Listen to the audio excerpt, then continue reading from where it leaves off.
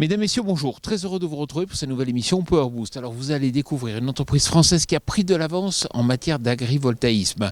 Vous verrez aussi un robot de traite pour le moins étonnant. Et puis, on parlera bien sûr captation du carbone. Top départ pour cette nouvelle émission Power Boost.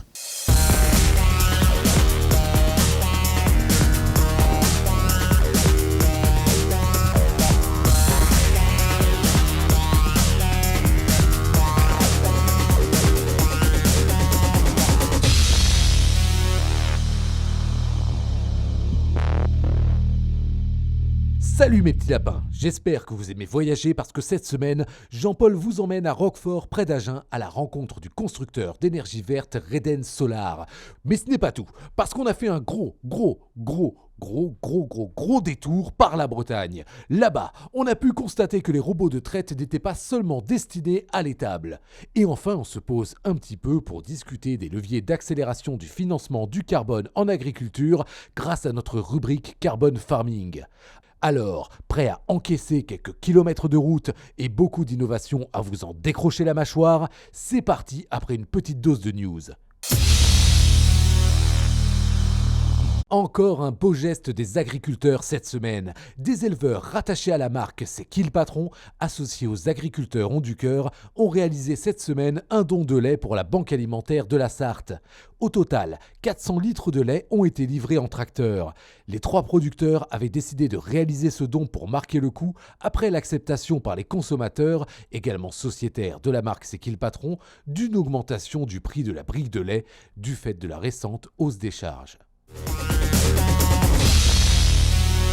Mettons le cap sur Agen et vous allez voir là-bas une entreprise française qui a vraiment pris les devants en matière d'agrivoltaïsme.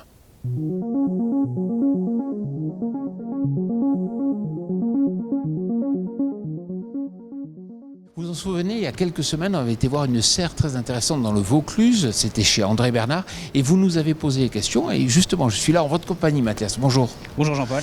Alors, ce qui est intéressant, c'est que justement, les panneaux qu'on trouvait sur cette serre, c'est fait ici, tout près d'Agen, par une entreprise française. À Roquefort, made in Lot-et-Garonne, donc le groupe Reden, implanté dans le Lot-et-Garonne. On fabrique ici nos panneaux depuis maintenant plus de 10 ans. Ça nous a permis de faire des panneaux spécifiques qui correspondaient exactement à nos besoins. Là, ce qui nous entoure justement, c'est des panneaux bifaciaux avec une backsheet transparente. La lumière va pouvoir passer à travers le panneau, entre les cellules, pour pouvoir récupérer la lumière diffuse qui sont sous les panneaux et pouvoir produire jusqu'à 10-12% de kilowattheures en plus. Mais concrètement, comment s'est fait un panneau photovoltaïque ? C'est très simple, c'est une plaque de verre, des cellules photovoltaïques et une couche de plastique qui va encapsuler les cellules. Mais il faut que ça soit totalement étanche. Tout à fait. Pour ça, on va encapsuler la cellule via un film plastique qui va passer dans un four. Cette opération prend 30 minutes, de telle sorte que la cellule soit absolument pas parasitée par des poussières et qu'elle puisse avoir un rendement sur toute la durée de vie du projet, de 30 ans, voire plus, parce qu'au bout de 40 ans, on a encore des capacités de production de l'ordre de 60-70%. Et justement, cette opération va permettre de protéger la cellule. On va s'assurer de son rendement avant le four, après le four, avec des contrôles qui vont nous montrer quelle est sa capacité. Oui, mais vous, votre point fort, c'est d'avoir su faire des panneaux qui sont parfaitement adaptés aux serres. Tout à fait, grâce à Lucine, on a pu faire exactement ce qu'on voulait. Dans ce cadre-là, on s'est affranchi des cadres alu. On a adapté les profils via un laminé pour qu'ils s'intègrent parfaitement dans une serre de type Venlo multichapelle pour arriver à avoir un outil, un abri climatique, une serre photovoltaïque complètement étanche. Et ce que j'ai vu, c'est qu'il n'y avait pas partout des panneaux photovoltaïques. Tout à fait, c'est juste les pans sud qui sont dotés de panneaux photovoltaïques. Les pans nord sont équipés de verre. Alors on l'a vu encore ce printemps, il faut se protéger aujourd'hui malheureusement du climat et vous, quelque part, vous proposez une solution. Tout à fait, et grâce à cet outil, donc c'est une serre multichapelle de type Venlo, on a un abri climatique dans lequel l'agriculteur va pouvoir travailler dans un espace confiné, contrôlé, maîtrisé. Il sera dans ce cadre beaucoup plus facile de faire du bio et de la lutte intégrée par exemple. Donc votre solution s'adresse à quel type d'agriculteur ? comme les Julien, Sylvain, André Bernard, des maraîchers qui veulent faire du circuit court avec des produits qui ont du goût, de qualité, une consommation locale du circuit court. Eux, on va leur apporter une solution qui va sécuriser leur production. On peut aussi avoir des faiseurs de taille intermédiaire qui, grâce à des volumes sécurisés d'année en année, vont pouvoir s'adresser à des acteurs régionaux, nationaux et des metteurs en marché. Mais il peut y avoir aussi d'autres cibles. Tout à fait, les horticulteurs, les pépiniéristes. On a les pépinières des Smarty qui nous ont fait confiance et sous une de nos serres, ils font de la lavande, des hortosias. Il y aura bientôt l'inauguration, c'est une serre très très belle. On a également des céréaliers qui cherchent à diversifier leurs revenus. On est en mesure de pouvoir les accompagner avec des agriculteurs référents comme Johan Bernardin par exemple, qui en 2021 a été lauréat du trophée du maraîchage par France Légumes. Il y a aussi des arboriculteurs, je pense à Jean-Michel Aurière qui a un club de kiwi rouge, une variété d'Italie qu'il a importé en France et pour laquelle il a une exclusivité. Il cherche d'ailleurs à étendre son club et ce kiwi rouge qui a une qualité gustative reconnue, il peut la faire que sous des serres Reden Solar. Et puis c'est vrai qu'en termes d'investissement, ce qui est intéressant pour le maraîcher, c'est qu'il n'a pas à investir. Tout à fait. Nous, avec les panneaux qui sont sur le pan sud de la serre photovoltaïque, on va produire de l'électricité. Cette électricité, on va l'injecter à 100% sur le réseau.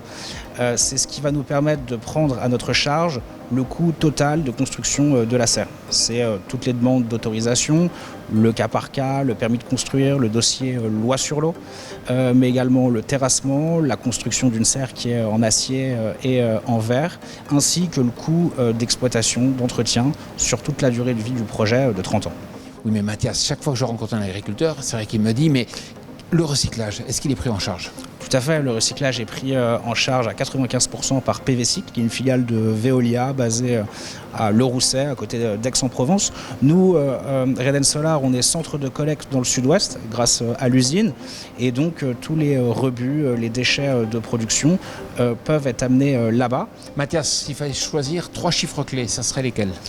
Une serre photovoltaïque sur 1 hectare, il y a 1 mégawatt de capacité crête installée, ce qui représente la consommation d'environ 2-3 000 personnes qui en local vont bénéficier d'une électricité propre et d'aliments gustatifs à proximité de circuits courts. Bon alors Mathias, c'est quand même super d'avoir ici à Agen une entreprise capable de fabriquer de tels panneaux. Oui, on est très fiers de fabriquer des panneaux made in Lot-et-Garonne qui vont parfois jusqu'au bout de l'Amérique du Sud. On a des serres qui peuvent alimenter dans certains cas jusqu'à 4000 personnes. Et enfin, Reden Solar, c'est un groupe responsable. On emploie 150 personnes sur 2 continents, 8 pays, l'Europe, l'Amérique du Sud. Merci Mathias. Merci Jean-Paul d'être venu ici. À très bientôt. Je vous invite à présent à retrouver notre brique, le Mac de l'Agtech, en partenariat avec 365 FarmNet.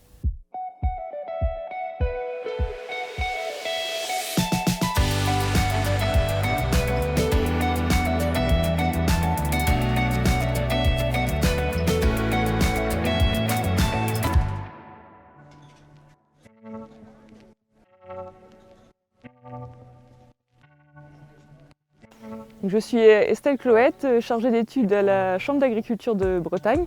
Je m'occupe du suivi des expérimentations sur le troupeau bio de Trévarez, sur lequel on a un robot de traite mobile pour traire les vaches.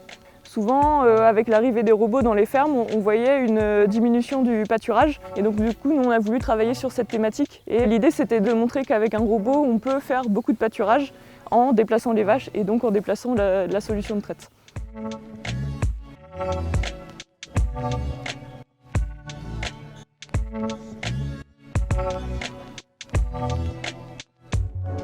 Sur la transhumance du robot, le déplacement entre le site hivernal et le site estival, ça c'est quelque chose qui se passe bien, ça va vite. En 2-3 heures, le robot est redémarré sur l'autre site.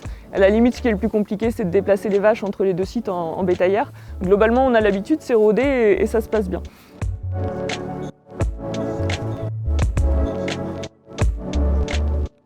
Les paddocks sont d'autour de 1 hectare et on a un fil avant dans la parcelle qu'on va déplacer chaque jour, ce Ce qui fait que les vaches ont juste un repas d'herbe disponible dans la parcelle. Et donc à la fin de la demi-journée, elles auront normalement mangé tout ce qu'il y avait dans le paddock et elles vont avoir envie d'aller dans le paddock suivant puisqu'elles savent que dans le paddock suivant, il va y avoir un nouveau repas d'herbe. Et de ce fait-là, elles vont passer par le robot et par la porte de tri. Donc à chaque fois qu'une vache rentre dans le robot, elle est identifiée par sa puce au niveau de sa boucle d'identification, donc c'est une puce RFID. Donc le logiciel la reconnaît, sait si elle est à traire ou pas en fonction des paramètres qu'on a définis à l'avance. Donc si elles sont à traire, elles vont être traites et la porte de tri va les laisser passer. Si elles ne sont pas à traire, elles vont passer directement par la porte de tri et aller au pâturage.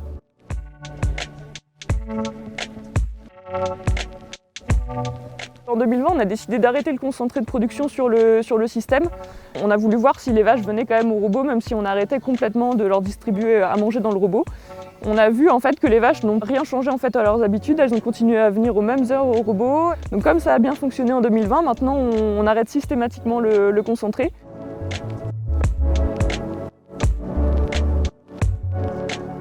Donc l'objectif de la mobilité, c'était de maximiser le pâturage sur le système et donc en fait de compenser ce surcoût de la mobilité par la mise en place de remorques et du site estival par la baisse du coût alimentaire.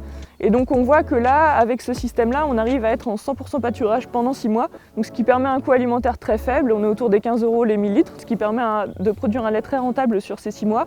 On a aussi une baisse du temps de travail, avec seulement la gestion du pâturage à faire par rapport à l'hiver où on a l'alimentation, l'entretien du bâtiment.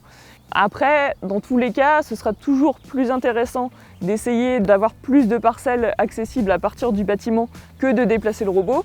Mais si on n'a pas le choix, c'est quelque chose qui marche, même si forcément c'est préférable de pâturer autour du bâtiment si c'est possible et qu'on a une surface suffisante autour.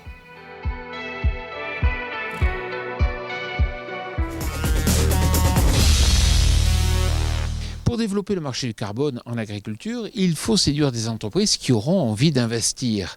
Je vous invite à retrouver notre rubrique Carbon Farming en partenariat avec Gaiago.